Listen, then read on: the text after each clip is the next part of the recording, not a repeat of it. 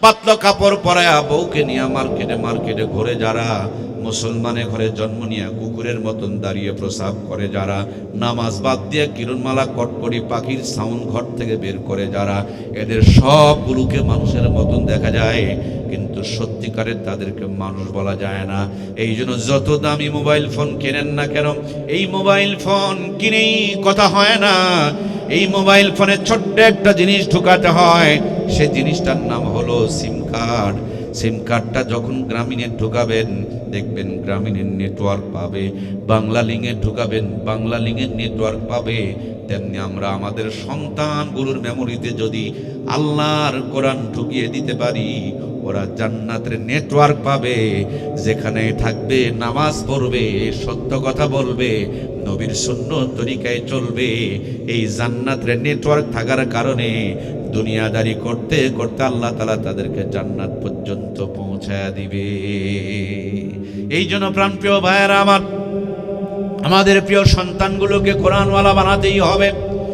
কোরআনওয়ালা যদি বানাইতে পারি, দুনিয়ার জীবনকে আল্লাহ বরকতময় বানায়া দিবেন। আর কোরআনওয়ালা যদি না বানাইতে পারি, টাকা থাকবে, পয়সা থাকবে, গাড়ি থাকবে, বাড়ি থাকবে, মগর শান্তি থাকবে। জীবনে বহু দেখেছেন সাপের খেলা, বাঘের খেলা, বানর খেলা। এরপর স্বামী উসমান নামক একজন ভাই ছিল, খালি বলতো লাভ দিয়ে খেলা হবে, খেলা হবে। আবার আওয়ামী লীগ বিএনপি তো বহুত খেলা দেখেছেন, আর্জেন্টিনা ব্রাজিলের খেলা দেখেছেন, মেসি নেইমারের খেলা দেখেছেন। আজকে আপনাদেরকে একটু জান্নাত আর জাহান্নামের খেলা দেখাইতে চাই। এই জান্নাত আর জাহান্নামের খেলা দেখতে হলে আপনাদের দুইটা প্লেয়ার দেওয়া লাগবে। এক নম্বরে একটা প্লেয়ার দেবেন, এক নম্বর প্লেয়ার তার মানে আল্লাহওয়ালা প্লেয়ার হওয়া লাগবে। এক নম্বর প্লেয়ার তাকে বলা যাবে যাকে আল্লাহ বানিয়েছে, আল্লাহর হুকুম মতন যিনি চলে, সেটাকেই এক নম্বর প্লেয়ার বলে। কথা বলুন ঠিক কিনা? এক নম্বর প্লেয়ার কখনো তার বউকে মোটরসাইকেলে পিছনে চড়ায়া, পাতলা কাপড় পরায়া মার্কেটে মার্কেটে ঘুরে বেড়াইতে পারে। এক নম্বর প্লেয়ার কখনো গ্রামীণ ব্যাংক, ঠেঙ্গামারা, আশা, সবুজ সংঘ থেকে টাকা তুলতে পারে না। এক নম্বর প্লেয়ার ঘর থেকে কিরণমালা কটকটি পাখির আওয়াজ বের হইতে পারে না। এক নম্বর প্লেয়ার ইসলাম ছাড়া অন্য কোথায় সাপোর্ট দিতে পারে না। এক নম্বর প্লেয়ার কিন্তু বর্তমানে বাংলাদেশে বড় অভাব চলছে। কথা বলেন ঠিক কিনা? পুরা নাটোর জেলার ভিতরে কোথাও না কোথাও বড় বড় আল্লাহওয়ালা আছে। এই মানুষগুলো খুব গভীরে থাকে। এরা এক নম্বর বলে তাদের নিজের পরিচয় দিতে চায় না। আল্লাহ নবী বলেছেন, লা তাকুমু সাআ হাত্তা ইয়াকুলা রাজুলু আল্লাহু আল্লাহ। আল্লাহ ততক্ষণ পর্যন্ত দুনিয়াটাকে ধ্বংস করবে না যতক্ষণ পর্যন্ত একজন ব্যক্তিও আল্লাহ বলে ডাকনেওয়ালা দুনিয়াতে বসবাস করবে। তার মানে আল্লাহওয়ালা আছে বলেই ভারত আছে, জাপান আছে, চীন আছে, আমেরিকা আছে, মাতাব্বরি আর লাফালাফি আছে। যেদিন আল্লাহ বলনেওয়ালা থাকবে না, সূর্য আর পূর্ব দিকে উঠবে না, পশ্চিম দিকে উদিত হবে, কিয়ামত সংগঠিত হয়ে যাবে। আমাদের আল্লাহ আমাদেরকে বেশি বেশি করে তাকে ডাকার তৌফিক দান করুক। আমরা পড়ি আমিন। এক নম্বর একটা প্লেয়ার দেবেন। আর বর্তমানে কিন্তু দুই নম্বর প্লেয়ারের কোনো অভাব নাই। নামাজ পড়ে, তারপরে জমিনের মধ্যে গিয়া দেখবেন জমিনের আল ঠেলে, হজ করতে যায়, মেয়ের মাথায় হাত দিয়ে দোয়া করে, আর ছেলের জন্য জমি সবগুলো লিখে দেয়। এরকম দুই নম্বর হাজি সাহেব আছে না নাই? আমার ভাইয়ারা, দুই নম্বর মানুষের তো অভাব নাই সব জায়গায়। আমাদের নওগাঁ জেলায় কিছু কিছু দুই নম্বর নেতাও দেখা যায়। এরা রড খায়, সিমেন্ট খায়, ইট খায়, বালু খায়, খোয়া খায়, পাথর খায়, টিন খায়। সরকারি যদি বাথরুম আসে, পায়খানা, এটার পর্যন্ত কোনো রিহাই। হায়রে আল্লাহ, একজন মানুষ বললেন রিহাই। আল্লাহ আমাদেরকে এই ইট পাথর খোয়া খাওয়া নেতার থেকে মুক্তি দান করুক, বলুন আমিন। এই কুরআনুল কারীম সামনের যে রমজানুল মুবারক আসতেছে, এই রমজান মাসে নাজিল হয়েছে। রমজানের মর্যাদাকে আল্লাহ তাআলা ৭০ থেকে ৭০০ গুণ পর্যন্ত বাড়ায় দিয়েছে। এই কুরআনুল কারীম একটি মুবারক রাত্রে নাজিল হয়েছে। লাইলাতুল কদরি খায়রুম মিন আলফি শাহর। কুরআনুল কারীম নাজিল হওয়ার কারণে একটা রাতের মর্যাদা 1000 মাসের চাইতে উত্তম, মানে 83 বছর 4 মাসের চাইতে বেশি দামি বানিয়ে দিয়েছেন কে? আজও পর্যন্ত কোটি টাকার জমির দলিল রাস্তায় যদি পড়ে থাকে, আপনার ওই কাগজের টুকরা তুলে নিয়ে কেউ চুমু খাবে না। কিন্তু কোরআনুল কারীমের ছোট্ট একটা আয়াতে কারিমা শুধুই যদি বিসমিল্লাহ শরীফ কোনো কাগজের মধ্যে লেখা থাকে, কোনো মুসলমানের সন্তান তার উপরে পা দেয়া যাইতে পারে। কোরআনুল কারীমের একটা আয়াত লেখার কারণে যদি কাগজের দাম বেড়ে যায়, কোরআনুল কারীম লেখার কারণে যদি পেপারের দাম বেড়ে যায়, এই প্লাস্টিকের দাম বেড়ে যায়, এই কোরআনুল কারীমকে জড়িয়ে রাখার জন্য যদি কাপড়ের দাম বেড়ে যায়, এই কোরআনুল কারীম রেখে পড়ার জন্য যদি রেহেল কাঠের দাম বেড়ে যায়, সেই কোরআনুল কারীম যদি আমি আপনার আমার জীবনে ধারণ করতে পারি, মেমোরিতে লোড করে নিতে পারি, আপনার আমার জীবনের শান মান মর্যাদা আর দাম বাড়িয়ে দিবেন কে? আজ থেকে মাত্র 50 বছর আগেকার কথা আপনাদের একটু শুনিয়ে দিতে চাই। যেদিন আপনার আমার এই জায়গায় আসার জন্য এত সুন্দর পাকা রাস্তা ছিল না, ইজি পাওয়ার ছিল না, মোটর সাইকেল ছিল না, সুন্দর কোনো যোগাযোগ ছিল না, কারেন্টের আলো ছিল না, হাতে হাতে মোবাইল ফোন ছিল না, কিন্তু ঘরগুলোতে কোরআনুল কারীমের তেলাওয়াত ছিল। আপনার আমার নানু আর দাদুদের জিন্দেগিতে নবীর সুন্নতের আদর্শগুলো ছিল। ভাঙা ঘরে মাসকালা ডালের তেলানি হয়েছে, এক বাড়িতে তেলানি করলে যেন গোটা গ্রাম গন্ধে মোহিত হয়ে গিয়েছে। গ্রামের একটা কন্যারে আতপ চালের বিরিয়ানি রান্না করেছে, অপর পার্শ্ব পর্যন্ত গন্ধ ছড়িয়ে পড়েছে। আপনার আমার মূর্খ নানু আর দাদুরা ওই বিলেত থেকে গিয়া মাছ ধরে নিয়ে এসেছেন। আহারে, ওই মাছের কথা মনে হলে জিহ্বায় লালা শুরু হয়ে যায়। এখনকার মাছে ওই পরিমাণ কি স্বাদ পাওয়া যায়? কথা বলতে হবে, পাওয়া কি যায়?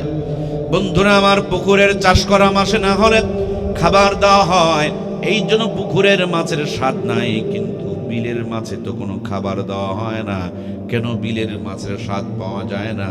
ওই তো নদীর মধ্যে ইলিশ মাছ আবাদ হয়, সেখানে তো কোনো সার বিষ দেওয়া হয় না। আপনার আমার মূর্খ নানি আর দাদিরা ভাঙা ঘরে খেরের চুলায় বসে ইলিশের মাছ রান্না করেছেন। একদিন যদি ইলিশ মাছ খাওয়া গিয়েছে, 2 দিন পর্যন্ত হাত থেকে সুঘ্রাণ বের হয়েছে। ওই নানি দাদিদের স্মৃতি চারণে পহেলা বৈশাখ উদযাপন করি আমরা। 6 টাকার কেজি ইলিশের মাছ 6000 টাকা দিয়ে সাগর থেকে আমদানি করে নিয়ে আসতেছি আমরা। নরমাল চুলাগুলোকে ভেঙে দিয়ে গ্যাসের চুলা আমদানি করিয়েছি আমরা। সাধারণ মশলা বাতিল করে রাঁধুনি গুঁড়া মশলা ব্যবহার করছি আমরা। ভাঙা ঘরগুলোকে 10 তলা বিল্ডিং বানিয়েছি। মূর্খ নানি দাদিদের নাতনিদেরকে মে 5 ডিগ্রি পাস করিয়েছি। কত উন্নতি করেছেন, গুনতে গুনতে রাত ফুরিয়ে যাবে, কিন্তু উন্নতির গণনা শেষ হবে না। 6000 টাকার কেজি ইলিশের মাছ রাঁধুনি গুঁড়া মশলা দিয়ে গ্যাসের চুলায় বসে ডিগ্রি পাস বউ রকমারি কায়দায় রান্না করে। রান্নার পর খাবার সময় নাকে নিয়ে চেক করতে হয় ইলিশ না সিলভার কাপ। কথা বলুন ঠিক কিনা? আগে কি সুন্দর দিন কাটাইতাম আমরা, আগে কি সুন্দর দিন কাটাইতাম। ফজর যখন হইতো মুয়াজ্জিন আযান দিত, মধুরা জান শুনে বিছানা ছাড়িতাম আমরা, মধুরা জান শুনে ঘুম ছাড়িতাম। যতই থাকুক কাম আগে নামাজ পড়িতাম, হাজার থাকুক কাম আগে নামাজ পড়িতাম। নামাজ পড়িয়া কোরআন পড়িতাম আমরা, নামাজ পড়িয়া তেলাওয়াত করিতাম। আগে কি সুন্দর দিন কাটাইতাম আমরা, আগে কি সুন্দর দিন কাটাইতাম। জোরে বলুন মারহাবা। এত উন্নতি ছিল না, শুধু আল্লাহর কোরআন এবং নবীর সুন্নাত থাকার কারণে আমাদের নানি দাদিদের জীবনগুলোকে বরকতময় বানিয়েছিলেন কে? প্রিয় ভাইয়েরা আমার, মূর্খ নানি দাদির বিয়ে হয়েছে। হাফ প্যান্ট পরা নানি আর দাদিকে নানু আর দাদুরা বিয়ে করেছে। খবর নিয়ে দেখেন, তখনকার জামানার নগদ 500 টাকা পণ দিয়ে বিয়ে করেছে। যে জামানার 500 টাকা দিয়া 5 বিঘা জমি কিনে পাওয়া গেছে, 5 বিঘা জমির মূল্য দিয়া যেই নানি দাদির বিয়ে হলো, ওই নানি দাদির পেটে 12টা 15টা 18টা সন্তান জন্মগ্রহণ করলো। একটা নানি দাদিকেও কষায়খানা নিয়ে পেট চিরে বাচ্চা বের করা দরকার পড়লো। সব কটা সন্তানকে বুকের দুধ খাওয়ায় লালন পালন করেছেন। কোটার দুধ তো ছিলই না, গাভীর দুধে দরকার পড়তো না, বাচ্চার দুধকে শেষ করতে পারতো না, কাপড় পর্যন্ত ভিজে যেত। এখন ডিজিটাল জামানা, 18 বছর আগে বিয়ে দেওয়া যাবে না, কিন্তু 10 বছরে 12 বছরে আকাম কুকাম করে সর্বনাশ করে দিতেছে। কথা বলেন ঠিক কিনা? নাস্তিকের বাচ্চারা বিয়ে শাদিতে বন্ধ করে দিতে চায়, হালাল তরিকায় তালা লাগায়া দিতে চায়, অথচ হারামের দরজা খোলা রয়েছে, সেই দিকে তাদের কোনো চিন্তা ভাবনা নাই। 18 বছর আগে তারা বিয়ে দিতে চায় না, বিয়ের পর পর বাচ্চাও নিতে চায় না, 25-30 বছরে বাচ্চা নিতে চায়। আগের থেকে নাটোরের বড় একটা গাইড ডাক্তারের সাথে যোগাযোগ শুরু করে দেয়। পেটে বাচ্চা আসার পর ইসিজি এক্সরে আল্ট্রাসাউন্ড শুরু হয়ে গেল। কায়দায় না বেকায়দায়, শুকনাতে না নরমালে, ভিটামিন আছে না নাই, ক্যালসিয়াম আছে না নাই, মিনারেল আছে না নাই, আয়রন আছে না নাই, জিঙ্ক আছে না নাই, হাজার তরিকার পদ্ধতি চালায়, কিন্তু মাথায় কাপড় রাখতে জানে না, পেটের ভুঁড়িটাও ঢেকে রাখতে পারে না, ওড়না গলায় পেঁচায় রাখে, নিজের বুকটাও তারা ঢাকতে চায় না। এই জন্য 60 থেকে 70% মা বোনকে কষায়খানা নিয়ে পেট চিরে চিরে বাচ্চা বের করতে হয়। কথা বলুন ঠিক কিনা? এই জন্য প্রাণপ্রিয় ভাইয়েরা আমার, জীবন যদি সুন্দর করতে হয়, জীবনকে যদি শান্তিময় বানাতে হয়, জীবনকে যদি বরকতময় বানাতে হয়, ওই জীবনের মধ্যে কোরআন সুন্নাহর সম্পর্ক রাখার দরকার আছে না নাই? সব জায়গা অন্ধকার, এই জায়গা আলো, আলোর পিছনে কিন্তু লাইন আছে দুইটা, একটা হলো লাল তার আর একটা হলো কালো তার। লাল তার আর কালো তার ছাড়া যেমন আলো জ্বলবে না, মাইক কথা বলবে না, ফ্যানও ঘুরবে না, তেমনি কোরআন সুন্নাহর সংযোগ ছাড়া কখনো সুখী হওয়া যাবে না, ভালো থাকা যাবে না। কথা বলুন ঠিক কিনা? আমার আপনার নানু আর দাদুরা অসুস্থ হয়েছেন, গাছের থেকে নিমের পাতা পেরে নিয়া 2 গ্লাস ঢক ঢক করে নিমের পাতা রস মেরে দিয়েছেন। পায়ে হেঁটে বগুড়া গিয়েছেন, পায়ে হেঁটে নাটোর গিয়েছেন, পায়ে হেঁটে সিরাজগঞ্জ গিয়েছেন, পায়ে হেঁটে রাজশাহীতে গিয়েছেন, আবার 150 বছর টনটনা বেঁচে রয়েছেন, 18টা সন্তান 20টা সন্তান জন্ম দিয়েছেন। আমার আপনার মূর্খ নানু আর দাদু যদি 150 বছর বেঁচে থাকে, আমরা ডিজিটাল স্মার্ট হওয়ার পর আমরা এখন তো 300 বছর বাঁচি। কিউ ভাইরা বাঁচি 300 বছর? কি হলো রে ভাই? এই যে এত উন্নতি, খালি উন্নতি আর উন্নতি, উন্নতি ছাড়া কিচ্ছু নাই রে ভাই। নৌকায় উন্নতি করলাম, ধান আবাদ করে উন্নতি করলাম, নাঙ্গলের মুঠা ধরেও কত উন্নতি করলাম। এত উন্নতি করে যদি নানু আর দাদুরা না উন্নতি ছাড়া যদি 150 বছর বাঁচে, উন্নতি করে কি আমাদের 300 বছর বাঁচার দরকার আছে না নাই বলেন? কিন্তু আমরা এখন 50 বছরে বেকার চেকা হয়ে যায়। সব মিলিয়ে উন্নতি করতে করতে জাতি কোরআন সুন্নাহ থেকে দূরে সরে চলে গেছে। এই জন্য উন্নতির পরিবর্তে অশান্তির আগুন জ্বলে উঠতেছে। কথা বলুন ঠিক কিনা? এই জন্য প্রাণপ্রিয় ভাইয়েরা আমার, আল্লাহ রাব্বুল আলামিন প্রথমে নামাজের কথা বলতে পারতেন, রোজার কথা বলতে পারতেন, হজের কথা বলতে পারতেন, যাকাতের কথা বলতে পারতেন, কিন্তু প্রথমেই বললেন পড়ো তোমার প্রভুর নামে যিনি তোমাকে সৃষ্টি করেছেন। ইকরা বিসমি রাব্বিকাল্লাযী খলাক। আমার কলিজার টুকরা ভাইয়েরা, আমরা প্রিয় নবীর উম্মত, প্রত্যেকটা কাজে আমাদের খুঁজে খুঁজে আদায় করতে হবে সুন্নত। এমন একজন নবী আল্লাহ তাআলা আমাকে আপনাকে দান করেছেন, একেবারে রান্নাঘর থেকে নিয়ে সংসদ পর্যন্ত, পায়ের তালু থেকে নিয়ে মাথার চুলের আগা পর্যন্ত, জীবনের প্রত্যেকটা জায়গায় প্রিয় নবীজির সুন্নত আছে না নাই? জিয়াউর রহমানের আদর্শ যিনি মেনে চলে, ওই লোকগুলোকে বিএনপি বলে। আর আমাদের ওই যে শেখ মুজিবুর রহমান সাহেবের আদর্শ যেনারা মেনে চলে, সেই লোকগুলোকে মনে হয় আওয়ামী লীগ বলে।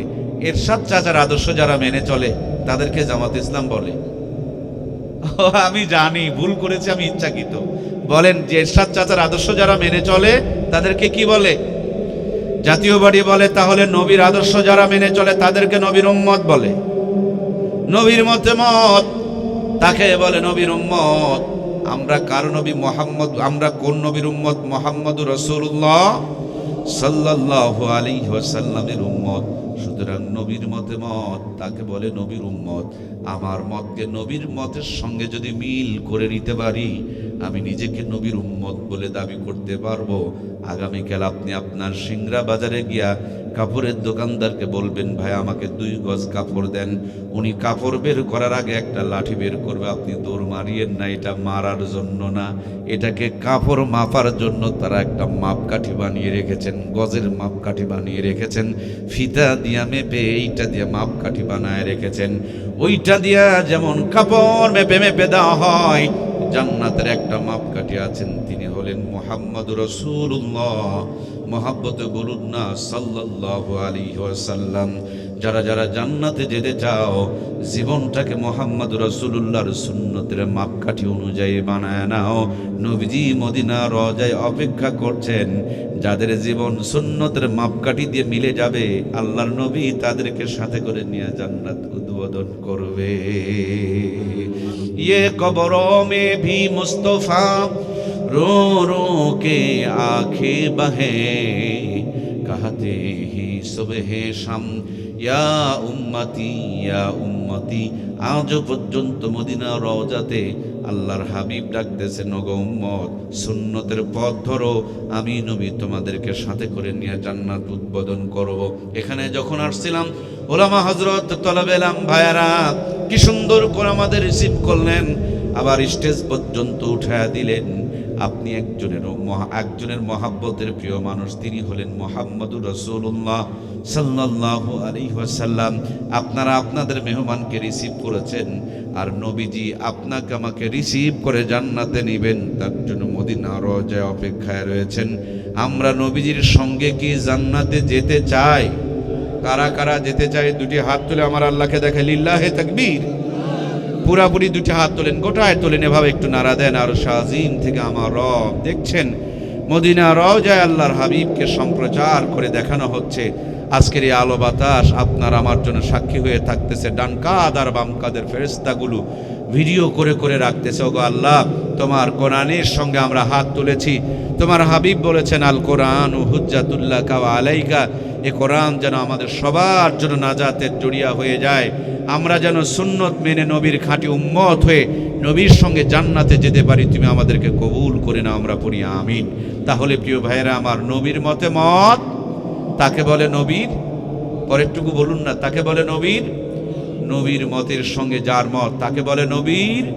নবীর উম্মত হতে হলে নবীর সুন্নতকে মানতে হবে। সুন্নত না মেনে কখনো নবীর উম্মত হওয়া যাবে। এজন্য জীবনের প্রত্যেকটা পরতে পরতে, প্রত্যেকটা জায়গায় জায়গায় আমার পেয়ারা নবীর উম্মতের জন্য সুন্নত নবীজি রেখে গিয়েছেন। এই সুন্নতের জিন্দেগি মানেই হলো জান গেছে, দাম বেড়ে গেছে। আমদানি যখন কমে যায়, দাম তখন বেড়ে যায়। আল্লাহর হাবিব বলেছেন, যে জামানায় সুন্নত থেকে উম্মত দূরে চলে যাবে, সুন্নত থেকে উম্মত যখন অনেক পিছনে পড়ে যাবে, সে সময় যদি কেউ একটা হারানো সুন্নত, মরা সুন্নত, ভুলে যাওয়া সুন্নত, বিলুপ্ত হয়ে যাওয়া সুন্নতকে কেউ যদি জিন্দা করে, আল্লাহ একটা সুন্নতের বিনিময় 100 শহীদের সওয়াব আমলনামায় দান করবেন। সুবহানাল্লাহ। এজন্য প্রিয় ভাইয়েরা, আমরা খুঁজে খুঁজে সুন্নতগুলো আদায় করবো তো ইনশাআল্লাহ। আমরা মনে করি মসজিদে যেটা করি সেটা ইবাদত, আর বাহিরে যেটা করি এটা হলো দুনিয়াদারি। এটা ধোঁকা। কোনো দুনিয়াদারি নাই মুসলমানের। মুসলমানের পুরা জিন্দেগি হলো ইবাদত। সুবহানাল্লাহ বলেন। বলেন তো এমন কি কাজ আছে যে কাজ করলে সওয়াব হয় না? গল্প যদি সুন্নত তরিকায় করেন, বলেন সওয়াব হবে কিনা? বাজার যদি সুন্নত তরিকায় যান, বাজারঘাট করা, নবীজি বাজারঘাট কি করেন নাই? বলেন সওয়াব হবে কিনা? বউ বিয়ে করাটা যদি নবীর সুন্নত তরিকায় হয়, সেখানে সওয়াব তো নাই। ভাইরে কথা বলছেন না কেন রে ভাই? নবীর সুন্নত তরিকায় যে কাজ করবেন, প্রত্যেকটা কাজকে আল্লাহ তাআলা ইবাদত বানিয়ে দিয়েছেন। সুবহানাল্লাহ। এজন্য আল্লাহ তাআলা আমাদেরকে এমন জীবন দিয়েছেন যে সব জায়গাতে খালি সওয়াব আর সওয়াব। প্রত্যেকটা জায়গাকে আল্লাহ তাআলা ইবাদত বানিয়ে দিয়েছেন। যদি সব কাজগুলো ওই নবীর সুন্নতের মাপকাঠি অনুযায়ী হয়, আল্লাহ তুমি আমাদের সকলকে নবীর খাঁটি উম্মত হিসাবে কবুল করো, আমরা পড়ি আমিন। তাহলে জীবনের প্রত্যেকটা জায়গাতে নবীজির সুন্নত আছে আমাদের। আমরা সামনের দিকে গেলাম না, একটা জন্ম থেকেই ধরি। একটা বাচ্চা যখন জন্মগ্রহণ করবে, জন্মের পর পর ডান কানে আজান দাও, বাম কানে একামত দাও, এটা হলো সুন্নতের 1 নম্বরের প্রথম ডোজ। কেন? আমাদের বাচ্চাগুলো যখন জন্ম হয়, জন্মের পর দেখবেন আমাদের বাচ্চাদেরকে 6টা টিকা দেওয়া লাগে। টিকা দিলে গায়ে জ্বর হয়, টিকা দিলে বাচ্চা কান্নাকাটি করে, শরীর সবুজ হয়ে যায়, তারপর বাপ মা সন্তানকে টিকা দেওয়া হয়। কেন? যে আগে যদি টিকা দেওয়া যায়, মৃত্যুর আগ পর্যন্ত 6টা রোগ হওয়ার আর সম্ভাবনা নাই। সুবহানাল্লাহ বলেন। বন্ধুরা আমার, রোগ থেকে বাঁচানোর জন্য যদি আপনি আপনার সন্তানকে টিকা দিতে পারেন, জাহান্নামের আগুন থেকে বাঁচার জন্য, নাস্তিকতার ভাইরাস থেকে বাঁচার জন্য, মুরতাদ যেন না হয়, সেই মুরতাদি থেকে বাঁচার জন্য আপনার আমার সন্তানগুলোকে সুন্নতের ডোজ মেনটেন করানোর দরকার আছে না নাই? এই জন্য জন্মের পর পর ডান কানে আজান দিয়ে দেন, বাম কানে একামত দিয়ে দেন। মেমোরির মধ্যে সারাটা জীবন আজান একামত ভাসবে। আপনার আমার সন্তানকে কেউ সহজে নাস্তিক আর বেঈমান মুরতাদ বানাইতে পারবে না। নইলে অল্প কিছুদিন আগে একজন কবি বললেন, ফজরে আজান যখন শুনি মনে হয় বেশ্যা তার খরিদ্দারকে ডাকতেছে। আমি চিন্তা করলাম, এত বড় নোংরা কথা মানুষ কিভাবে বলতে পারে?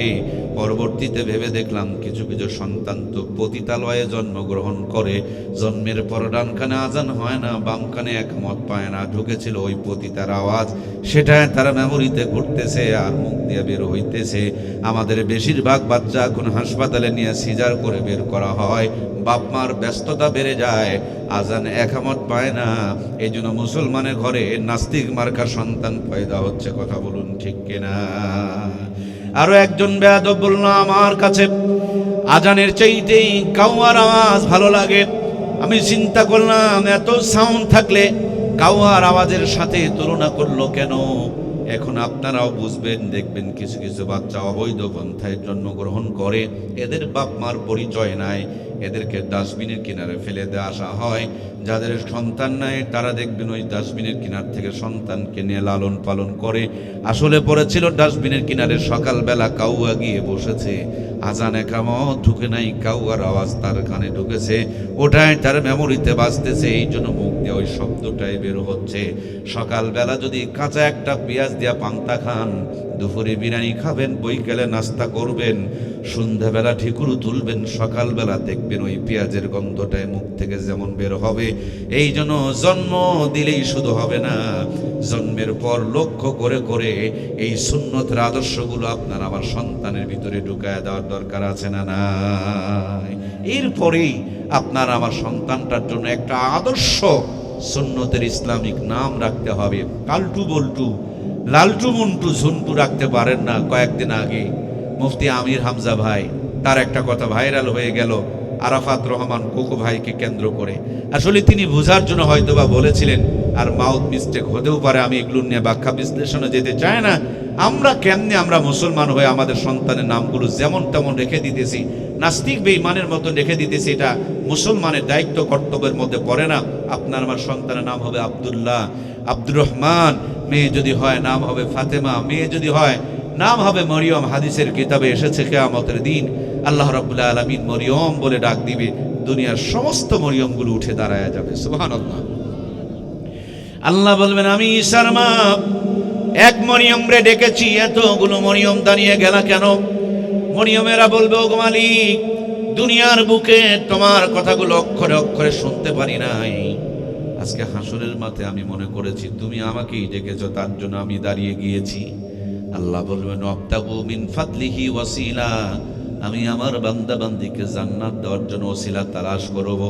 যাও, আমার প্রিয় বান্দির নামের সঙ্গে তোমার বাপ মা বড় স্বপ্ন নিয়ে ওই নামটা রেখে দিয়েছে, সুতরাং ওই নামের খাতিরে, ওই মরিয়ম নামের খাতিরে তোমাদের জিন্দেগির গুনাহগুলোকে বেঁধে রেখে জান্নাতের ফয়সালা করে দিলাম। নাম রাখবেন আব্দুল্লাহ, নাম রাখবেন আব্দুর রহমান। বারবার বাবা বলছে আব্দুর রহমান, মা বলছে আব্দুর রহমান, ভাই বলে আব্দুর রহমান, নানাই বলে আব্দুর রহমান, নানি বলে আব্দুর রহমান। আব্দুর রহমান মানে কি? আব্দুর রহমান মানে ওই রহমান, আল্লাহর গোলাম। বারবার বলার কারণে, এই শব্দটা বারবার উচ্চারণ হওয়ার কারণে, একটা মানুষকে কেন্দ্র করে বলার কারণে আল্লাহ তাআলা আসলেই ওই মানুষটাকে আব্দুর রহমান বানায় দেয়, আল্লাহর গোলাম বানিয়ে দেয়। সুবহানাল্লাহ। এই জন্য নাম রাখতে হবে সুন্দর করে ইসলামিক নাম। আল্লাহ আমাদেরকে এই সুযোগগুলো দান করুক, আমরা বলি আমিন। তারপরে বাচ্চাটা যখন বড় হতে থাকবে, 1 সপ্তাহের ভিতরে সম্ভব হলে, ছেলে হলে 2টা ছাগল অথবা বকরি দিয়ে আকিকা করবেন, আর মেয়ে হলে একটা ছাগল দিয়ে আকিকা করবেন। সমর্থ যদি না থাকে, আকিকা করতে না পারলেও চলবে, ইসলাম আপনার আমার উপরে জুলুম করে নাই। অবস্থা যদি আরো একটু ভালো হয়, মাথার চুলগুলোকে কেটে ওই মাথার চুলগুলোর সমপরিমাণ স্বর্ণ অথবা রৌপ্য, স্বর্ণের কথা বলা হয়েছে, রূপার কথা বলা হয়েছে। যাদের সামর্থ্য দুর্বল তারা রূপা দিয়া সাদকা করবে, যাদের সামর্থ্য একটু বেশি সবল তারা স্বর্ণ দিয়া সদকা করে দিবেন। সদকা দিয়া যখন সদকা করবেন, আপনারা আমার সন্তানের জন্য, আপনারা আমার সন্তানের জীবনকে বরকতময় নিরাপদ বানিয়ে দিবেন কে? এগুলো দিয়ে বিল্ডিং এর যেমন ভিত মজবুত করলে বিল্ডিং টনটনা হয়, সহজে ভেঙে যায় না, সহজে ফেটে যায় না, ভূমিকম্প আসলেও টলে পড়ে না। আপনার ইমানের ভিতগুলো যদি মজবুত হয়, এটাকে ডাক্তার বানান, ইঞ্জিনিয়ার বানান, নাস্তিক হবে না। আমেরিকা যাবে, ভারতে যাবে, সেখানেও মুনাফিক হবে না। নির্বাচন করে এমপি হবে, মন্ত্রী হবে, রড চুরি করবে না, কম্বল চুরি করবে না। কথা বলুন ঠিক কিনা? এই জন্য ভিত দিতে হবে মজবুত করে। আল্লাহর হাবিব সেটাও আপনাকে আমাকে শিখিয়ে দিয়েছেন। এরপরে বাচ্চাটা যখন বড় হবে, এই বাচ্চাটা খেতে শিখবে। নবীজির জামানায় সাহাবা একরামের সন্তানগুলো যখন খেতে শিখতেন, আল্লাহর হাবিবের কাছে নিয়ে যাওয়া হতো।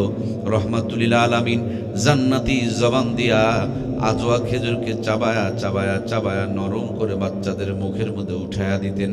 আজকে নবী নাই, নবীর উত্তরসূরি উলামা ইকরাম রয়েছেন, তাদের কাছে আপনি আপনার প্রিয় সন্তানকে নিয়ে যান। আলেমদের বিরোধিতা করবেন না।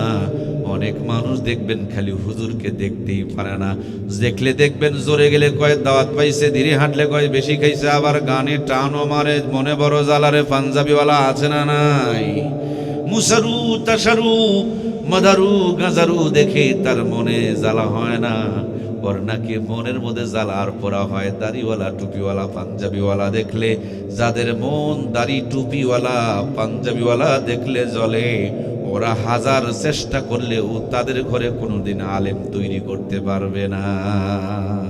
আলেমের বাবা মা হওয়ার জন্য পূর্ব শর্ত হলো আলেমদেরকে মহব্বত করতে হবে, ভালোবাসতে হবে।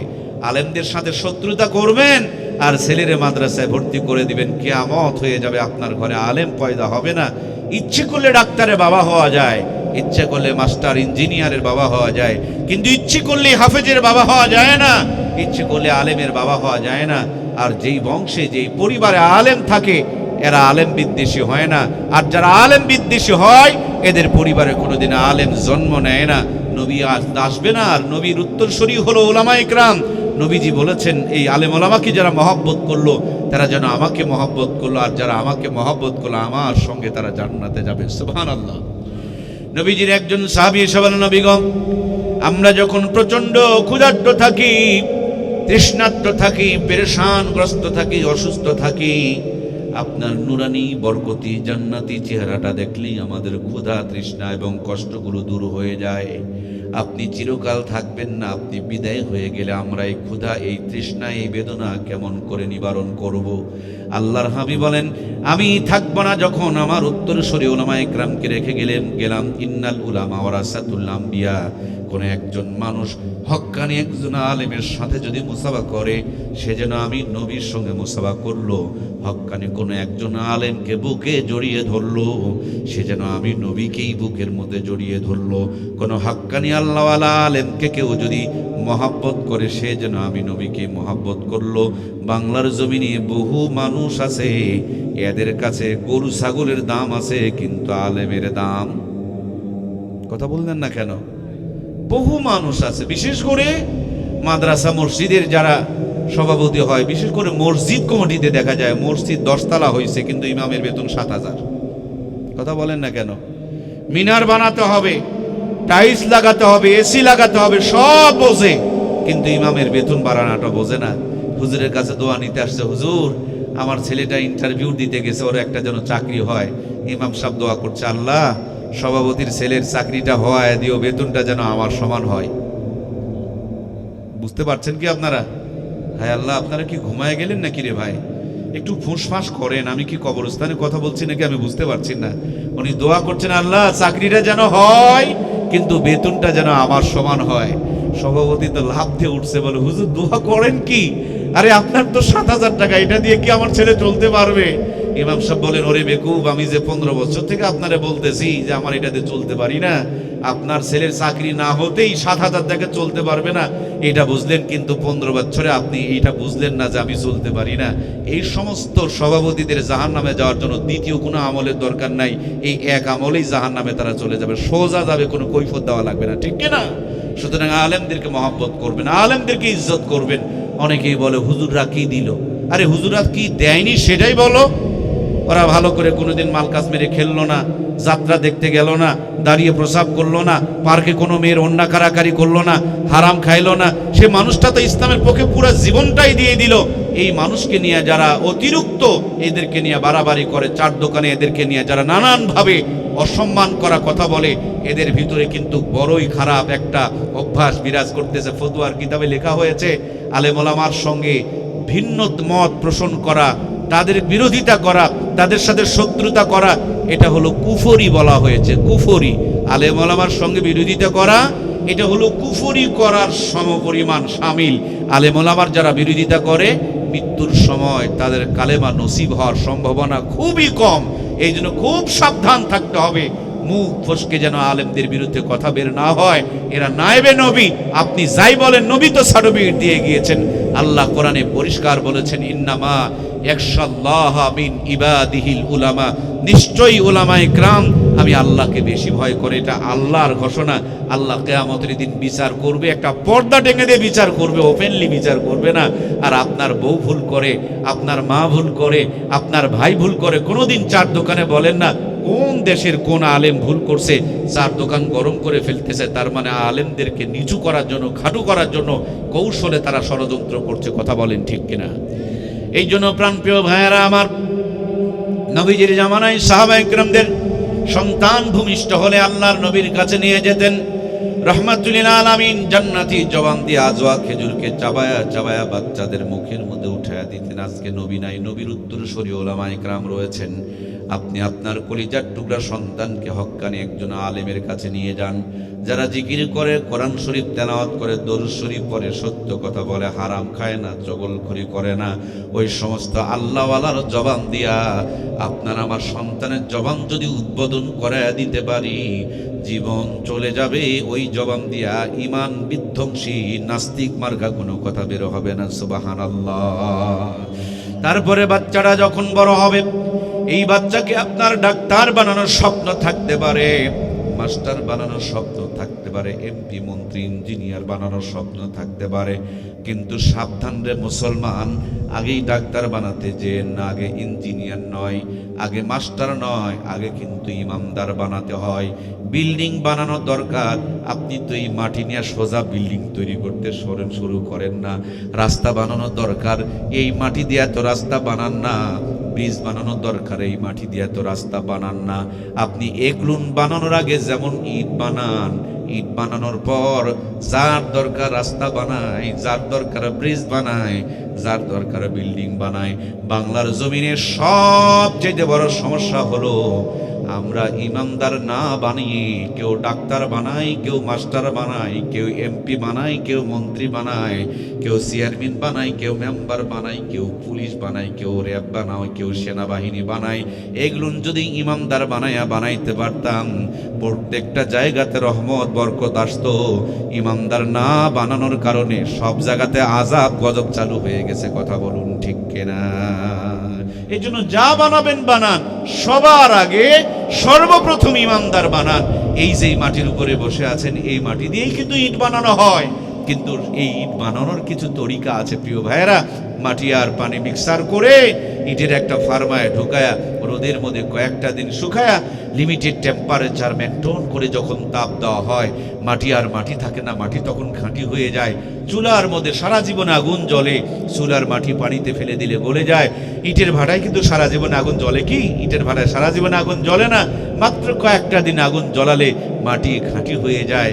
মাটি পানিতে ফেলে দিলে আর কোনো প্রবলেম হয় না। এই জন্য আপনার আমার সন্তানগুলো জন্মের পর লেখাপড়া যখন শিখবে, প্রথম শিক্ষাটা ইকরা বিসমি রাব্বিকাল্লাযী খলাক, এটা দিয়ে শুরু হবে। প্রথম শিক্ষাটা কোরআনের শিক্ষা হবে, প্রথম শিক্ষাটা ইমানের শিক্ষা হবে। ইমানদার বানানোর পর এটাকে ডাক্তার বানাবেন, ডাক্তার বাটপারি করবে না। মাস্টার বানাবেন, মাস্টার আর প্রাইভেট বাণিজ্য করার জন্য স্কুলে ফাঁকি মারবে না। ইঞ্জিনিয়ার বানাবেন, রডগুলো বিক্রি করে দিয়ে রডের পরিবর্তে বাঁশ ঢোকাবে না। এই জন্য সবার আগে সর্বপ্রথম আমরা আমাদের সন্তানগুলোকে ইমানদার বানাবো। আমার এই ছোট্ট কথাটা কে কে বুঝতে পেরেছেন দুটি হাত তুলে আল্লাহকে দেখাবো। লিল্লাহে তাকবীর। আল্লাহ আমাদের হাতগুলোকে কবুল করো, আমরা পড়ি আমিন। তাহলে সম্মানিত প্রাণপ্রিয় ভাইয়েরা, সবার আগে সর্বপ্রথম আমরা আমাদের সন্তানগুলোকে ইমানদার বানাবো। ইমানদার যদি বানাইতে পারেন, বাস আপনার সন্তানটা নিরাপদ হয়ে গেল। ইট যে বানিয়ে ফেলেছেন, এবার পানিতে দেন, সাগরে দেন, ব্রিজ বানান, রাস্তা বানান, বিল্ডিং বানান, সব মজবুত হবে, সব জায়গায় শান্তি এবং নিরাপত্তা বিরাজ করবে। ইমানদার বানাতে হবে প্রিয় ভাইয়েরা আমার। আল্লাহ নবী বলেছেন কিয়ামতের পূর্বে এমন সময় আসবে, সকালবেলা মানুষ বাড়ির থেকে ঈমান বের হবে, সন্ধ্যাবেলা বেঈমান হয়ে ফিরবে। হাতের মধ্যে জ্বলন্ত আগুনের টুকরা নিয়ে থাকা সহজ হবে, তার চাইতে বড় কঠিন হবে ঈমানের উপরে টিকে থাকা। বর্তমান সিচুয়েশন কিন্তু তার চাইতে বড় কঠিন ঘোলা হয়ে আসতেছে, ঠিক কিনা? অল্প কয়েকদিন আগে একজন বাউল বের হলো। বাউল কেমন করে ফাউলামি শুরু করলো? সে কোরআনুল কারীমের অবব্যাখ্যা করতে গিয়া বলেন, কুল আউযু বিরাব্বিন নাস মালিকিন নাস ইলাহিন নাস। সে বলছেন নাস মানে মানুষ, অথচ উনি বলছেন নাস মানে হলো নাচানাচি। আল্লাহ নাচতে বলেছেন, নাউজুবিল্লাহ। জোরে বলেন। একজন মানুষ যদি কোরআনুল কারীমকে নিয়ে এইভাবে অপব্যাখ্যা করে, বলুন তো দেখি তার কি ঈমান থাকতে পারে? কথা বলতে হবে প্রিয় ভাইয়েরা আমার, সাদাকে সাদা বলতে হবে, কালোকে কালো বলতে হবে। কোন মানুষ যদি কোরআনুল কারীমের অপব্যাখ্যা করে, ওই মানুষটার ঈমান থাকতে পারে না, তার মানে মুহূর্তের মধ্যে লোকটা বেঈমান হয়ে গেল। আর একদল মানুষকে দেখলাম ওই বাউল ফাউলের পিছনে রাস্তায় দাঁড়ায়া মানববন্ধন শুরু করেছিল। কথা বলুন ঠিক কিনা? তাহলে এই ফাউলটার পিছনে যারা মানববন্ধন করলো, তাদের ঈমান চলে গেল। আরো একজন বিশাল বড় লিডার বললেন, আমরা শরীয়তের আইন বিশ্বাস করি না। শরীয়তের আইন বিশ্বাস না করলে ওই মানুষটাকে মুসলমান বলা যায়? শরীয়তের আইনের ভিত্তিতে আমার বাবার সাথে মায়ের বিয়ে হয়েছে, এই জন্য আমি হালাল জাদা। এক্ষুনি যদি আমি শরীয়তকে অস্বীকার করে ফেলে দেই, তখন দেখবেন আমি হয়ে যাব হারাম জাদা। শরীয়তের ভিত্তিতেই আমার বিবির সঙ্গে যখন আমার বিয়ে দেওয়া হয়েছে, ইসলামী শরীয়ত অনুযায়ী মুর্শিদুল আলম মর্তুজার সঙ্গে অমুকের মেয়েকে বিয়ে দেওয়া হলো, এক্ষুনি যদি আমি শরীয়তকে অস্বীকার করি, আমার বউ তালাক হয়ে যাবে, আমার সন্তানগুলো জারজ হয়ে যাবে। মাথার মধ্যে যদি আল্লাহর কোরআন থাকতো, মুখ দিয়া এই ফাউল কথাগুলো বের হইতো না। কথা বলুন ঠিক কিনা? আমরা মাঝে মাঝে মিছিল করি, অমুকের গালে গালে জুতা মারো, তালে তালে। প্রিয় ভাইয়েরা, কেন জুতা মারছেন? বলে সে ইসলাম বিদ্বেষী। আমি বলি জুতা মারিয়েন না, জুতাটা সামলান। আপনার ছেলেকে, আপনার মেয়েকে, আপনার ভাই বোন নাতিকে আপনিও তো কোরআন শেখান নাই। ওরা আগে নাস্তিক আর মুরতাদ হয়েছে, আপনারগুলো পরে নাস্তিক আর মুরতাদ হতে যাচ্ছে।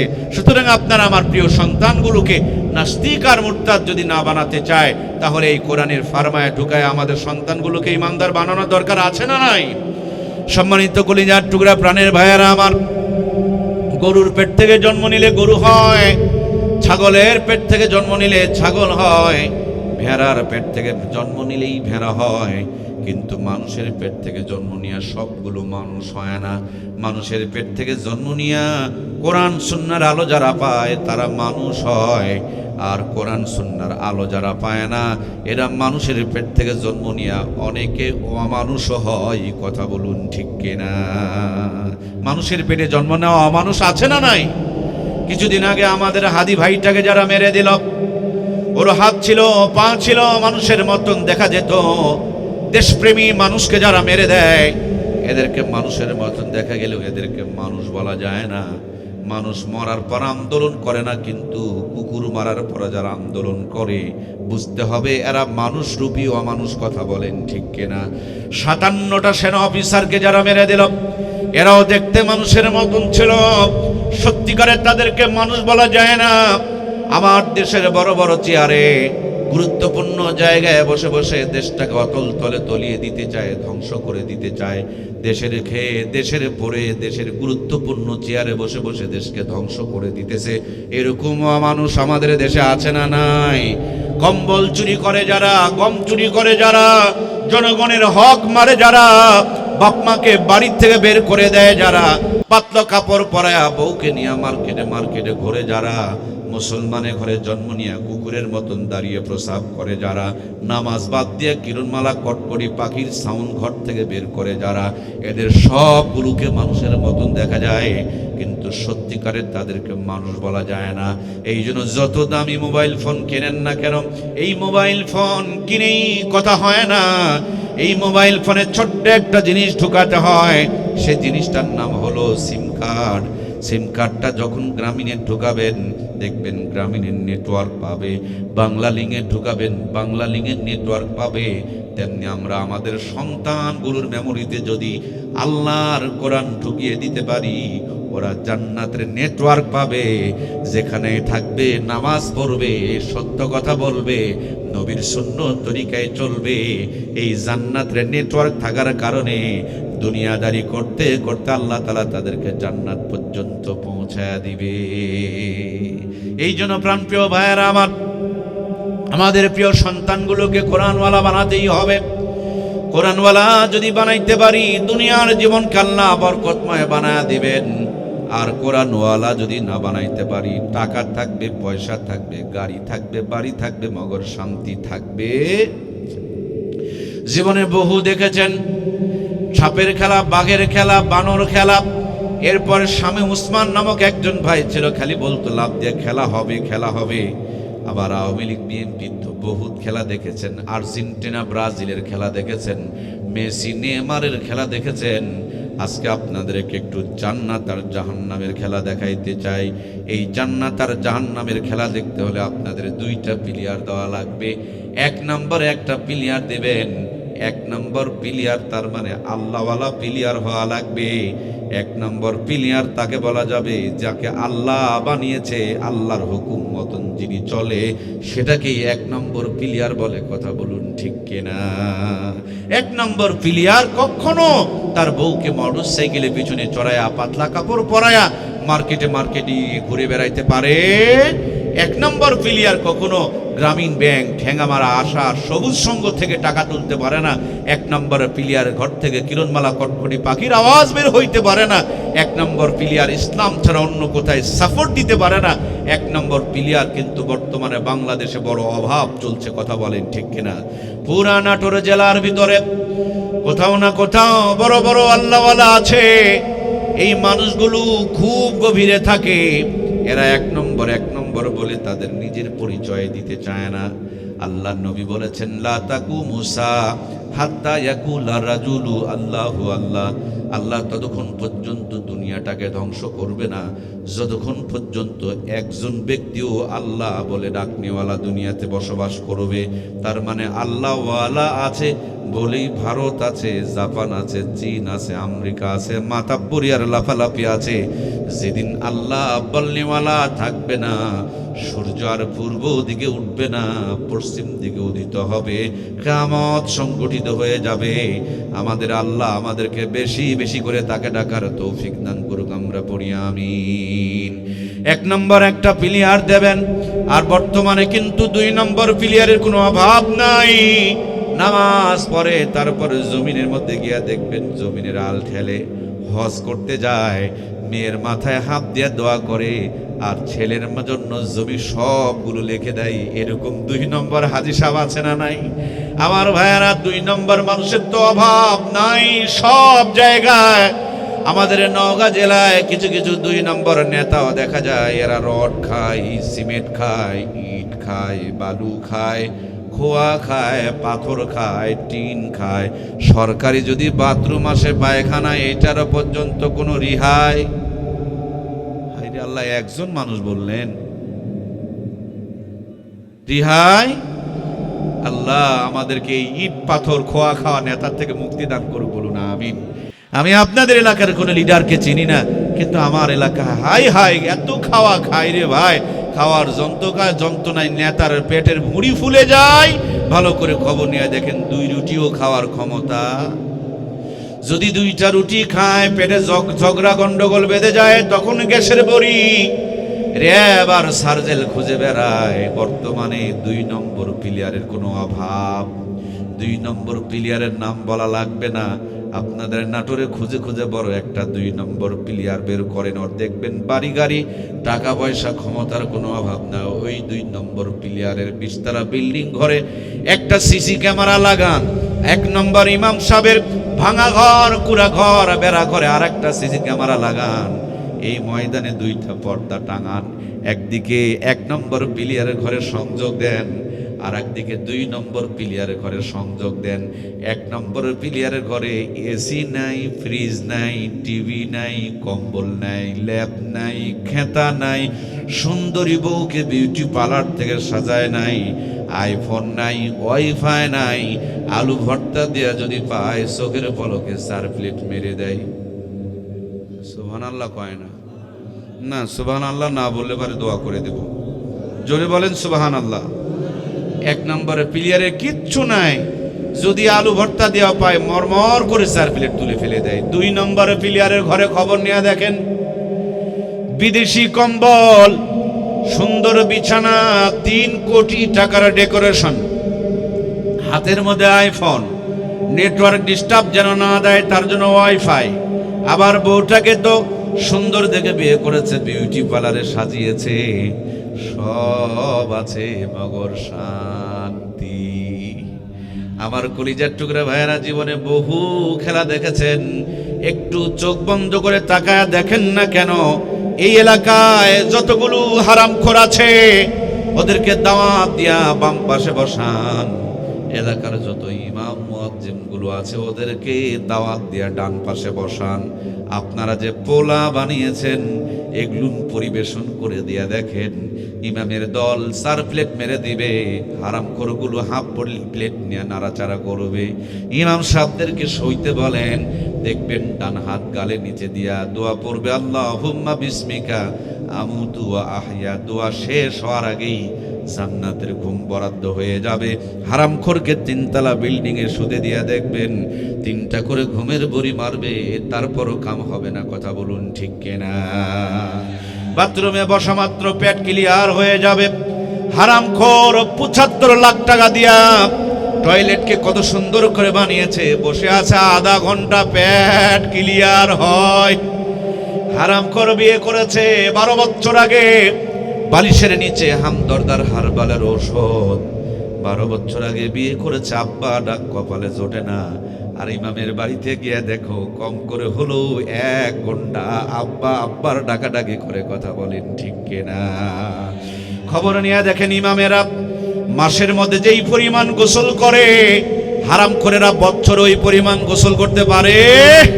এটা হলো জান্নাতের খেলা, জাহান্নামের খেলা। এই জন্য প্রিয় ভাইয়ার আমার, পেট যেদিন ভালো থাকবে, ক্ষুধা যেদিন লাগবে, সেদিন দেখবেন আলু ভর্তা দিয়া 4 প্লেট উঠে যাবে। আর যেদিন পেটটা খারাপ থাকবে সেদিন বিরিয়ানি দেখলেও দেখবেন। কিন্তু জনগণ বোঝে না। যদি জনগণ বুঝতো তাহলে জনগণ কোরআনের পক্ষে থাকতো, কোরআনকে কখনো তারা ছেড়ে দিতে পারতো। এই জন্য প্রাণপ্রিয় ভাইয়ারা আমার, আপনাদের খেদমতে যে আওয়াজটুকু, যে আয়োজনটুকু আমি বলে যেতে চাই, এই কোরআনওয়ালারা এদের জীবন এমন এক বরকতময় জীবন। ছোট্ট একটা গ্রামেও যদি ইমামতি করে 30 দিন 30 বাড়িতে 30 রকম হাতে 30 রকম স্বাদে আলু ভর্তা দেয়া যদি হুজুরের জন্য ভর্তা বানায়, মায়েদের কলিজায় আলেমদের জন্য ভিন্ন এক ভালোবাসা আমার আল্লাহ ঢুকা দিয়েছে। যদি সম্ভব হতো আলু ভর্তার মধ্যে নিজের কলিজাটাও কিছুটা মিশায়া দিত, ঠিক কিনা? এত মজা করে বানায় হুজুরের খাবার। ডিম ভাজলেও একটা করে আর বানায় না, এখন 2টা ডিম এত মজা করে ভাজে রে ভাই। আর তার তো তেলাওয়াত করা, কোরআন পড়নেওয়ালা, সত্য বলনেওয়ালা জিব্বা, আল্লাহ স্বাদও মাশাআল্লাহ ঢেলে দিয়েছে। এখনকার হুজুরও বড় চালাক, চিন্তা করে আমি একা গেলে একা পেট ভরবে, টিফিন বক্স পাঠায় দেয়, 1 বাটির মধ্যে 4 আইটেম ঢুকায়া দেয়। ইমাম সাহেব এবার সিরাজগঞ্জে গিয়ে অথবা আপনার নাটোরে গিয়া বড় বড় টিফিন বক্স খুঁজতেছে, দেখতেছে 12 তালা বের হইছে, বলে দিয়ে দেন, আমার মুসল্লিরা বড় ভালো, মাঝে মাঝে 14 আইটেমও তরকারি রান্না করে। হুজুর 12 তালা পাঠিয়েছে, ভাবি সাহেবা 15 আইটেম রান্না করে অপেক্ষায় রয়েছে। 12 তালা 12 আইটেম দিয়ে ভর্তি, এখনো 3 আইটেম বাকি। প্লাস্টিকের বাটিতে সাজায়া দেয়, একজনের খাবার 3 জন খায়, 4 জন খায়। স্বাদ তো স্বাদের মাশাআল্লাহ রে ভাই, বাজারে যাওয়া লাগে না, টাকা খরচ করা হয় না, কষ্ট করে আগুনের কিনারে দাঁড়িয়ে রান্নাও করা লাগে না, শুধু আল্লাহর উপরে তাওয়াক্কুল করেছে, কোরআনুল কারীমের সাথে সম্পর্ক রেখেছে। এই দুনিয়াতে আলেমদেরকে এখনো পর্যন্ত রাজকীয় এবং বাদশাহী খাবারের ব্যবস্থা করে রেখেছেন কে?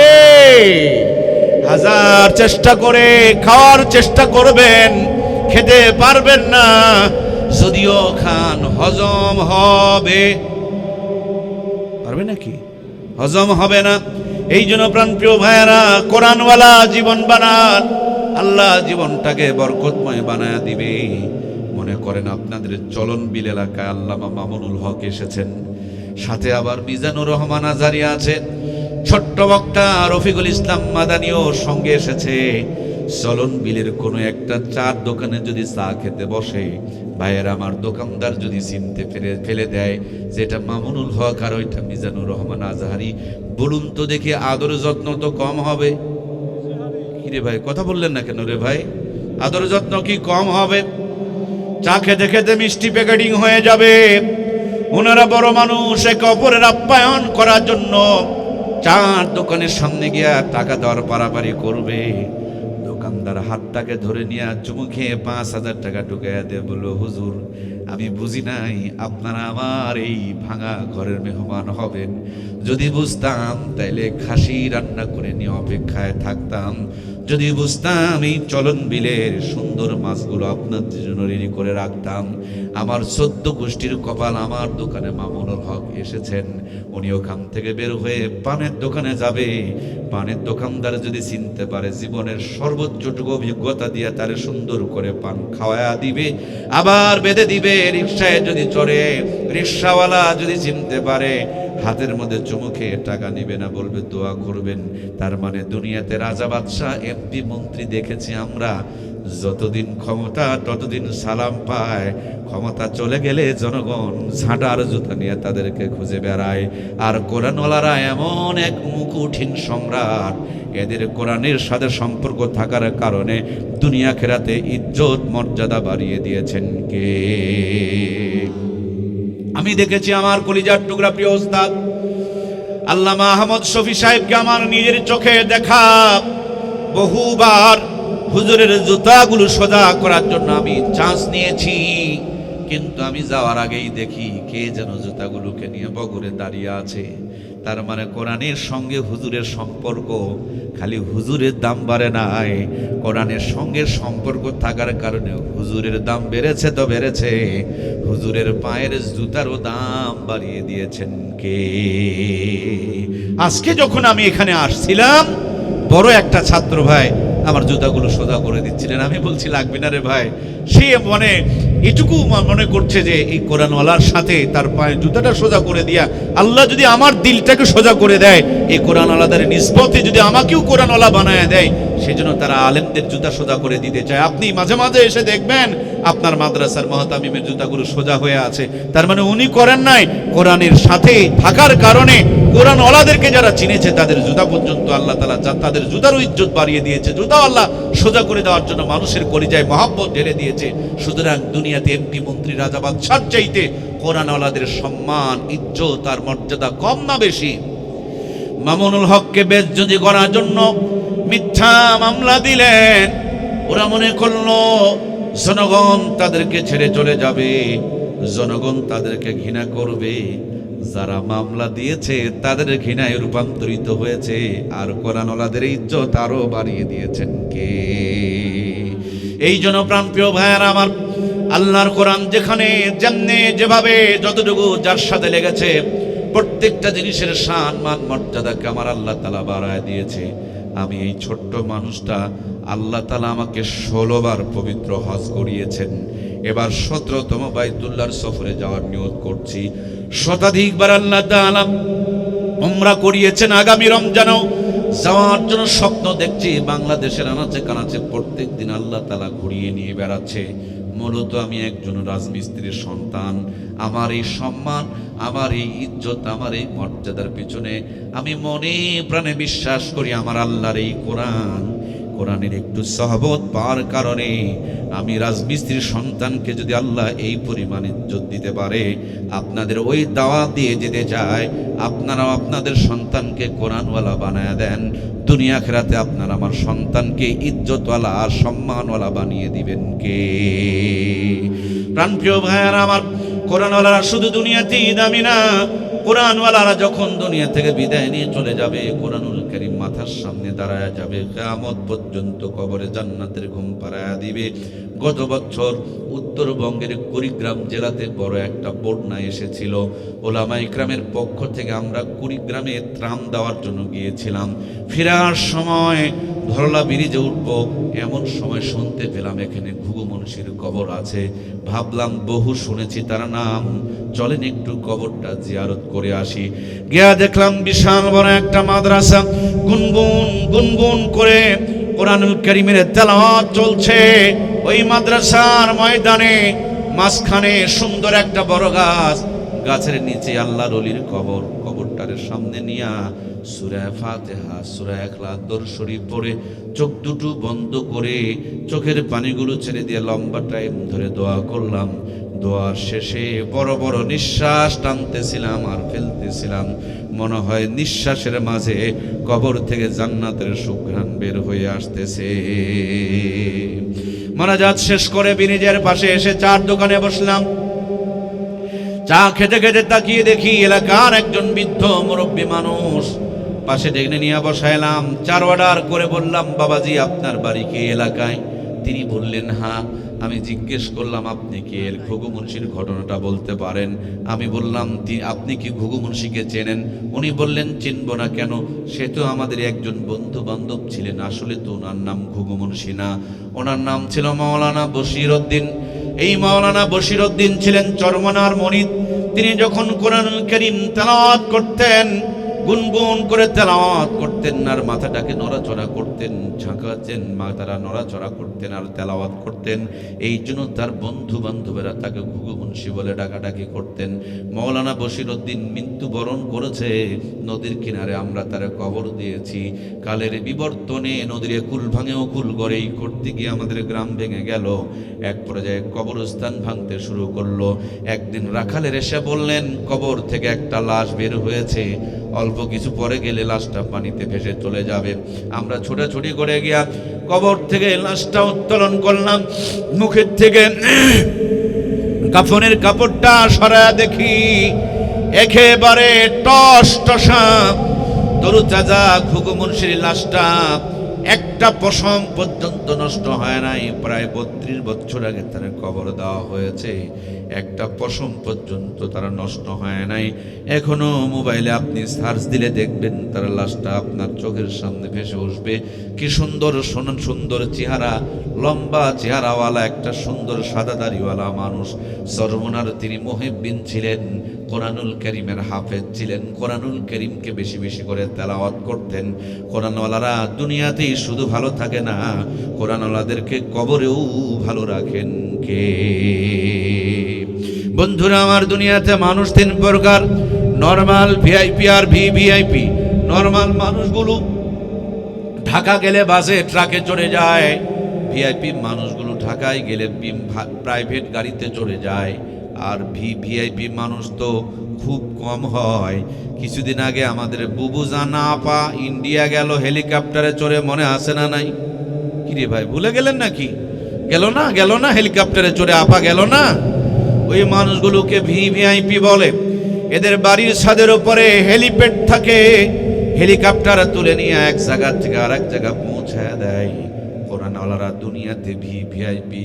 আল্লাহ আলু ভর্তার ভিতরে জান্নাতের স্বাদ ঢুকায়া দেয়, সিরা খেতার মধ্যে জান্নাতের ঘুম পাড়ায়া দেয়।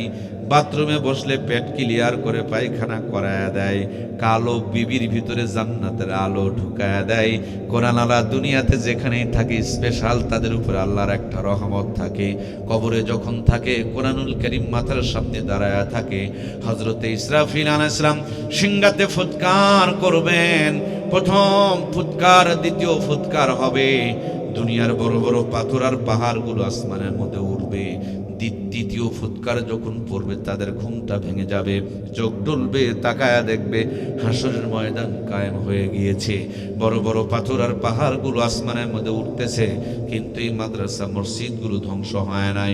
মাদ্রাসা মসজিদগুলো বলছেন, ওগো মালিক, আমাকে যারা তৈরি করেছে তাদেরকে আমার বুকে দাও, ওদেরকে বুকে নিয়ে তোমার জান্নাতে পৌঁছায়া দিয়া ধ্বংস হব, তার আগ পর্যন্ত ধ্বংস হব না। সেদিন এই কোরআনওয়ালা ভিআইপি মানুষগুলোকে আল্লাহর কোরআনের প্রতিষ্ঠান কলিজার মধ্যে নিয়ে একটা টান দিয়ে আল্লাহর জান্নাতের গেট পর্যন্ত পৌঁছায়া দিবে। জান্নাতের গেটে যাওয়া মাত্র একজন ঘোষক ঘোষণা করে বলবে, ইকরা ওয়ারাত্তিল কামা কুনতা তুরাত্তিল ফিদ দুনিয়া। ওগো আল্লাহর জান্নাতের বান্দা বান্দি, যেইভাবে দুনিয়ার বুকে একটা একটা করে আয়াত পড়েছিলে, আজকে একটা একটা করে আয়াত পড়ো আর এক এক তালা বিশিষ্ট জান্নাত অর্জন করো। সুতরাং আল্লাহর কোরআনের পক্ষে থেকে ভিআইপি হয়ে এই কোরআনের সুপারিশ নিয়ে কে কে জান্নাতে যেতে চাই, আর একবার আল্লাহর কোরআনের সঙ্গে দুটি হাত তুলে আমার আল্লাহকে দেখায়, লিল্লাহে তাকবীর। হাতগুলো একটু পুরাপুরি তোলেন ভাই, আমাদের হাতগুলো আল্লাহর কোরআনের সঙ্গে আল্লাহ কবুল করে নেক, আমরা পড়ি আমিন। ওগো মালিক, এই গভীর রজনীতে যে সময় বহু মানুষ ঘুমের ঘরে, সে সময় তোমার কোরআনের পক্ষে হাত তুলেছে, আমাদের হাতগুলোকে কোরআনের জন্য কবুল করো, বলুন আমিন। খেয়াল করবেন, আমরা কি কোরআনের পক্ষে থাকবো তো ইনশাআল্লাহ? আমরা কোনোদিন কোরআনের বিপক্ষে যাব না তো? বুঝেন, আমরা কোরআনের বিপক্ষে যাব না তো ইনশাআল্লাহ? আল্লাহর নবী বলেছেন, আল কোরআন হুজ্জাতুল্লাকা ওয়া আলাইকা। জমির যেমন দলিল আছে, কোরআন হলো জান্নাতের দলিল। সুতরাং প্রিয় ভাইয়েরা, আগামী 12 তারিখে আমাদের হাতের সাপোর্টটা যেন কোরআনের পক্ষে থাকে ইনশা। আমি কোনো দলের নাম বলেছি? আমি কোনো দলের নাম বলেছি? আমরা মুসলমান, আমাদের হাত কোরআনের পক্ষে থাকবে ইনশা। কখনো কোরআনের বিপক্ষে মুসলমানের হাত যেতে পারে, যদি যায় ওটা টাটকা মুনাফিক, কোনো সন্দেহ নাই। যুক্তিও লাগবে না, দলিলও লাগবে না। নবীজি জামানায় একজন নামাজ পড়তো, রোজা করতো, হজ জাকাত সব দিত, কিন্তু নেতার বেলায় অন্য মানুষকে সাপোর্ট করত। সেই লোকটার নাম ছিল আব্দুল্লাহ ইবনে উবাই ইবনে সুলুল। সেই লোকটা যদি নবীকে সাপোর্ট না করে, কোরআনের পক্ষে না থাকার কারণে ওই জামানার মুনাফিক হয়, আমি নামাজ রোজা হজ জাকাত করে কোরআনের বিপক্ষে যদি সাপোর্ট করি, আমি এই জামানার টাটকা মুনাফিক হয়ে যাব। আমি মুসলমান, আমার সাপোর্ট কোরআনের পক্ষে থাকবে ইনশা। আমি কোন দলের নাম ভুল করে একবার মুখে নিয়ে আসি নাই, আমার আলোচনা রেকর্ড হইতেছে। আমি আল্লাহর কাছে কিন্তু হিসাব দিতে হবে প্রিয় ভাইয়েরা আমার। তাহলে আমরা কোরআনের পক্ষে থেকে কোরআনের সুপারিশ নিয়ে আল্লাহর জান্নাতের মেহমান হতে চাই। কোরআনের এই প্রতিষ্ঠানের সাথে যদি আমরা লেগে থাকতে পারি, এই কোরআনের প্রতিষ্ঠান আমাদেরকে বুকের মধ্যে নিয়ে, বাস যেমন আপনাকে আমাকে ঢাকা নিয়ে যায়, প্রাইভেট কার যেমন ঢাকা নিয়ে যায়, হেলিকপ্টার যেমন বিভিন্ন জায়গা নিয়ে যায়, আমাদের এই প্রতিষ্ঠান, এই কোরআনের প্রতিষ্ঠান আপনাকে আমাকে জান্নাতে নিয়ে যাবে। আল্লাহ কবুল করুক, বলুন আমিন। প্রিয় ভাইয়েরা, আমাকে যদি বলেন, মুর্তজা ভাই, এই যে সুন্দর কথাগুলো বলছেন, আপনি শিখেছেন কোথায়? আমি বলবো, হাটহাজারী মাদ্রাসায় আমার কলিজার টুকরা ওস্তাদ আহমদ শফি সাহেব, আল্লাহ জান্নাতে নূর দিয়ে তিনার কবরকে ভরপুর করুক, আমরা পড়ি আমিন। আমার হযরতকে যদি বলেন আপনি কয়ে পেলেন, তিনি বলবেন দেওবন্দে পেয়েছি। তারে যদি বলেন, তিনি বলবেন মদিনায় পেয়েছি। তারে যদি বলেন, তারা বলবেন সাহাবায়ে কেরামের কাছে পেয়েছি। তাদেরকে যদি বলেন, তিনারা বলবেন আবু বকর, ওমর অথবা উসমান আলীর কাছে পেয়েছি। তাদেরকে যদি বলেন, বলবেন মুহাম্মদুর রাসূলুল্লাহ। মহব্বতে বলেন না ভাই, সাল্লাল্লাহু আলাইহি ওয়াসাল্লামের কাছে পেয়েছি। আমার নবীকে যদি বলেন কই পেলেন, বলে জাবালে নূরে হেরা গুহার ভিতরে বসেছিলাম, জিবরিল আমিনের কাছ থেকে পেয়েছি। জিবরিল আমিনকে যদি বলেন আপনি কই পেলেন, তিনি বলবেন আরশ আজিম থেকে নিয়ে এসেছি। আরশ আজিমকে যদি বলেন আপনি কই পেলেন, আরশ আজিম বলবেন কিতাবুল্লাহ, কালামুল্লাহ, যার কিতাব, যার বাণী, যার কালাম, আল্লাহ রাব্বুল আলামিন আমার কাছে দিয়েছে। দুইজন বাচ্চার মাথায় পাগড়ি প্রদান করা হলো। এক মাথার মধ্যে আপনাদের এই কলিজার টুকরা দুটি সন্তান, আর একটা মাথা গড়তে গড়তে চলতে চলতে মদিনা হইয়া জাবালে নূর দিয়া আমার আল্লাহর আরশ আজিম ভেদ করে আমার আল্লাহর কুদরত পর্যন্ত পৌঁছে পৌঁছে গেছে। সুবহানাল্লাহ হয়নি? জোরে বলেন সুবহানাল্লাহ। নাটোরে গিয়া দেখবেন ভাইয়ের আমার, ট্রেনের ইঞ্জিনটার সামনে, বগিগুলো পিছনে, যে কোনো একটাই চললে যেমন আপনাকে টান দেয়া ঢাকা নিয়ে চলে যাবে। আমার প্রাণের ভাইয়েরা, এই মাদ্রাসা মসজিদগুলো হলো জান্নাতের বগি। যে কোনো একটার সাথে সম্পর্ক রাখলে আপনাকে আমাকে, এই বেশ বাড়ায় দিলা কেন রে আমার প্রাণপ্রিয় ভাইয়েরা আমার? সাউন্ডটা এরকম করে দিলা কেন ভাইয়া? আগে তো ভালো ছিল। মাশাআল্লাহ আমার কলিজার টুকরা প্রাণপ্রিয় ভাইয়েরা, তাহলে আমরা আলোচনা করছিলাম আল্লাহর কালাম, যেখানে যেমনি যেভাবে যার সাথে লেগেছে সব জিনিসের সম্মান মর্যাদাকে আমার আল্লাহ তাআলা বাড়া দিয়েছে। সুতরাং এই কোরআনুল কারীমের পক্ষে যদি থাকতে পারি, আল্লাহ দুনিয়াতে ভালো রাখবেন, কবরে ভালো রাখবেন। কোরআনের এই প্রতিষ্ঠান আপনাকে আমাকে সাথে করে নিয়ে আল্লাহর জান্নাতের গেট পর্যন্ত পৌঁছায় দিবেন। আল্লাহর নবী বলেছেন, দুনিয়াতে যেমন আমাদের জমি জামার দলিল আছে, এই কোরআনটা হলো আপনার আমার জন্য জান্নাতের দলিল। আপনারা শুরু থেকে এই পর্যন্ত অনেকভাবে সহযোগিতা করেছেন। আমি মুসাফির, গুনাহগার মানুষ, কিন্তু আল্লাহ তাআলা আমাকে 16 বার আল্লাহর ঘরে নিয়েছেন। আগামী ফেব্রুয়ারি মাসের ইনশাআল্লাহ 20 তারিখে রমজান মাসে আল্লাহর ঘরে যাওয়ার জন্য প্রস্তুতি নিতেছি। আমি আল্লাহর ঘরে চাদর ধরে নবীজি রওজার পাশে মিনা, মুজদালিফা, আরাফার প্রান্তরে হজের সফরে গিয়ে আপনাদের জন্য মন প্রাণ ভরে দোয়া করব। এই গহীন গ্রামের ভিতরে খেটে খাওয়া মানুষগুলো যে জান্নাতের বাগানটুকু লাগিয়েছেন, আল্লাহ যারা তোমার এই নবীর ঘরে জান্নাতের বাগান লাগিয়েছেন, তাদের দুনিয়া আখিরাতকে তুমি জান্নাতের টুকরা বানায় দাও, আমিন।